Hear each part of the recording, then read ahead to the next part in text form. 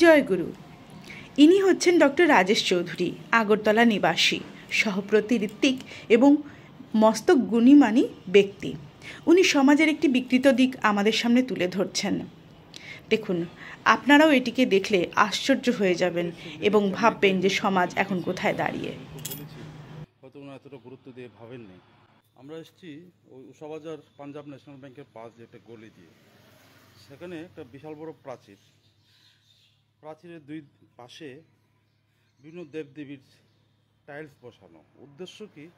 যাতে মানুষ এখানে পেচ্ছাপ না করে, তার জন্য ভগবান রামকৃষ্ণদেব, স্বামী বিবেকানন্দ, আরও নানা দেবদেবীর টাইলস বসানো। অনেকদিন ধরে সেগুলি দেখছি। আমি একবার এই নিয়ে ফেসবুকে লিখেছি, এলাকার কয়েকজনকে বলেছি, হয়তো ওনারা এতটা গুরুত্ব দিয়ে ভাবেননি। আমি দেখাচ্ছি ভগবান রামকৃষ্ণদেব, এখানে পেচ্ছাপ যাতে মানুষ না করে তাই এই টাইলস বসানো। স্বামী বিবেকানন্দ, স্বামী বিবেকানন্দ,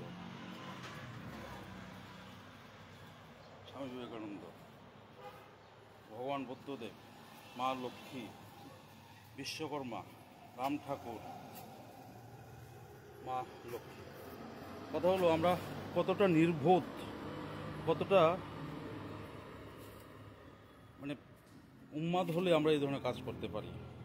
যে আমরা যাকে আসনে বসিয়ে পূজা করি, যিনি আমাদের পরম আরাধ্য, ভগবান রামকৃষ্ণদেব, ভগবান শ্রী রাম ঠাকুর, মা লক্ষ্মী, ভগবান বুদ্ধ, তাদেরকে পেচ্ছাপ যাতে মানুষ না করে তার জন্য পাঁচিলের পাশে নোংরা আবর্জনার জায়গায় বসিয়ে রেখেছি। এখানে রাতে কুকুর পেচ্ছাপ করে, অনেকে পেচ্ছাপ করে, লাগানো সত্ত্বেও অনেকে পেচ্ছাপ করে।